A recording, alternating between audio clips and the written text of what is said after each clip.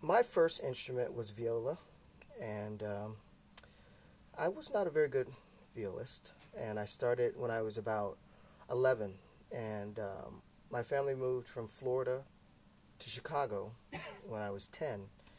And at age 11, being in a new place, new friends, freezing cold, I was not really happy playing the viola, and my teacher wasn't really happy with me.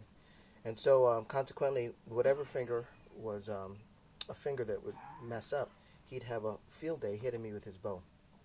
So this went on for a few months, and then I was kind of fed up with him hitting me constantly. So there's one day I meant to block him with my bow, and I didn't actually block him. I hit him in the face, and he suspended me from um, school for a week, suspended me from music for a year, called my parents in and says, "Your son has no musical talent whatsoever. Keep him as far away from music as humanly possible." And that was age 11. So age 12, I wasn't allowed to participate in any music. And consequently, my favorite class was math, and my math teacher was a guitar player, and his favorite artist was John Denver. So I started to play guitar and sing John Denver tunes, and I thought that was going to be my destiny. Kidding. um, then, age 13, I was in 6th grade, and I was allowed to play the trumpet. And I picked it up, and I've never put it down.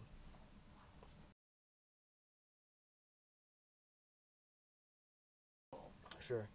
My music education beyond high school, well, in high school, my parents always wanted me to be, my dad went to school at Cannonball Adderley, and he's like, Terrell, you should play jazz, you should play jazz. But all my friends were playing classical music, so I wanted to play classical music. And that's all I did. I didn't play jazz. And so through high school, we had a jazz band at the high school I went to, a marching band that consisted of 25 people in the marching band. So in our marching band was Paint Branch High School. Trying to form a P and a B with 25 people was kind of tough. Could have been 50. So I went through high school, and then in high school, I started to take lessons from a professor, and I ended up going to University of Maryland for my undergrad. And my parents were like, music is tough, and we don't really know how good you are, so you should, major in music education. And when I got to University of Maryland, it was almost like the performance majors were the elite and the education majors were, the bottom of the barrel. And then, in the practice rooms, there weren't many ed majors that would practice, but performance majors would always practice. And so I was like, why would the ed people not practice, and they're going to teach? And the performance people practice all the time. And so I started asking the performance people, how often do you practice? Oh, I practice 2 or 3 hours a day, minimum. And, so I said, that's what I'm going to do. I'm going to practice 3 to 4 hours a day. I'm going to have the same regimen as a performance major, but take all the ed classes. And when I graduated from college, I quit playing trumpet because I don't play in the center. And my teacher wasn't really happy with that. He wanted me to play right in the center. And it just never worked playing in the center. So he's like, if you're not going to move that embouchure, you may not be able to play past the age of 25. So when he told me that, it was my junior year, and I got a minor in computers and a minor in math. And the day I graduated from college, I started to do an IT job for an insurance company. Just did all their computer and their software. And a few months later, I went Marcellus for the first time and talked to him, and he asked me, do you play trumpet? I said, I used to, not much anymore. And he goes, why not? And I just explained to him. He goes, I want you to go study with my teacher. And when you study with him, if he tells you you should quit, then you should quit. And so I went and had a lesson. His name was Professor William Fielder, and I took a lesson from him. And he said, son, you got a lot of problems, but as long as you use air, you'll be just fine. And I started taking lessons with him, every other week or something like that. And each time I would get a lesson, the price of the lesson would go up. So I was just like, what the heck is going on? So it finally got to the point that it was crazy expensive. So I told him, I said, Professor Fielder, I love studying with you, but I just can't afford it. I can't afford it. He goes, well, you should enroll in graduate school, and then you can come get lessons for free. And so I said, okay. So I did. I went and I auditioned for graduate school, and never forget, I had my classical audition ready, and in the preparing for the classical audition, I said, you know what? Jazz can't be too hard. I'm going to audition for jazz too. I'll get my master's in classical and jazz. It'll be a good thing. Mom and Dad will be happy.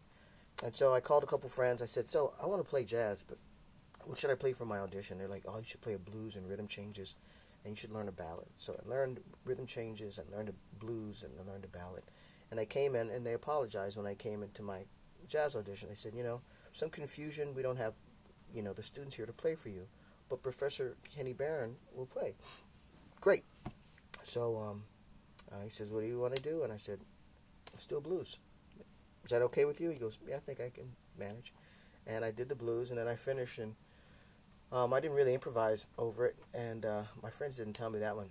But he says, so aren't you going to take a little solo? And I said, well, what do you want to hear? He goes, just play what you know. So I played a little Hummel, Haydn, threw in some Petrushka, I threw in the goodies, little Artunian, and then, so he says, thank you very much, and I got a letter saying I was accepted to the classical program, but rejected from the jazz program. And, and then I continued to study my classical studies, and I said to my teacher, Professor Fielder, I really want to learn how to play jazz. I was 21, 22.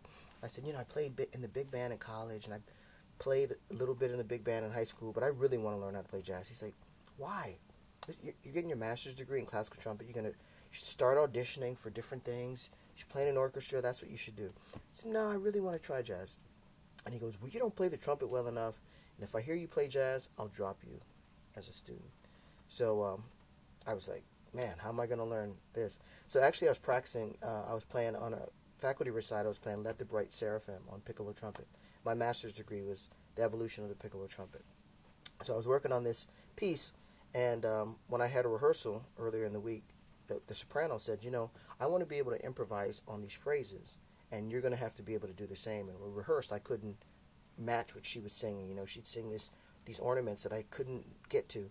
And so she goes, just go in the practice room and work on things different ways so you can get a feel for it.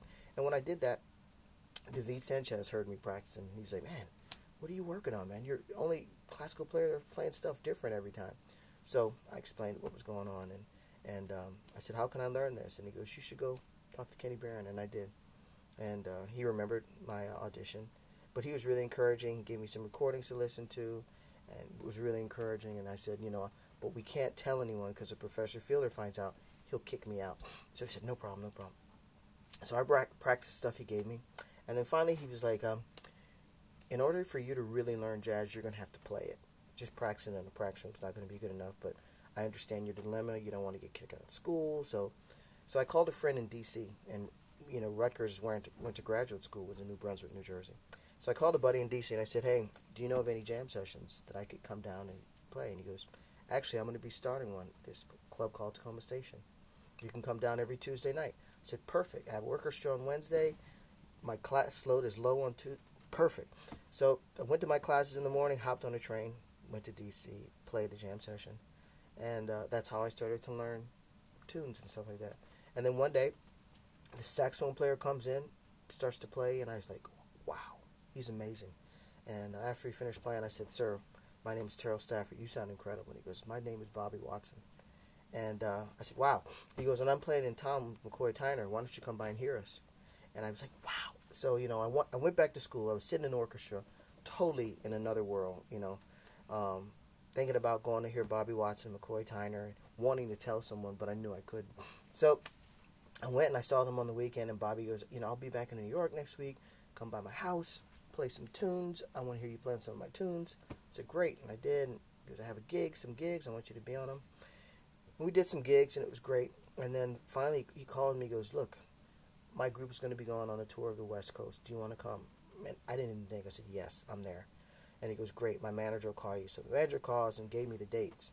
And I said, okay, everything's great. I looked at my calendar, and the first date with Bobby Watson was 2 days before my comprehensive exams and my graduate recital. So I said to my friends, I said, what do you think? If I miss this, will they let me make it up? They're like, I don't think so. You better cancel that tour. I said, are you kidding? So I called my favorite teacher in the world when I was in college. It was my theory teacher. His name is Professor Chrisman. I said, Professor Chrisman, I have a friend. And my friend, he's a jazz major, but he wants to go out on the road and play in a classical group. What should he do? And so he's like, well, tell your friend that if he were a classical major, he could go on the road with a classical group and get professional study leave. That means he can come back anytime and make the classes up. But if he's a jazz major, he can't go out on the road with a classical group. So I said, gotcha. And so I went to the dean. I said, Dean, I have this opportunity to go on the road with the Robert Watson Chamber Ensemble. And the dean was like, great. We are so happy. We're so honored that you're going to represent the school this way. And so I said, what about my comprehensives and what about my recite? Just wait till you come back and take those. Just enjoy and represent Rutgers the very, very best you can. So I went on the road with Bobby Watson and Horizon. I had a great tour. And I remember on the tour we went and did some pictures and things like that. I didn't think anything about it, didn't ask questions. So that fall I go back to school thinking I'm going to finish up. Everything's going to be great.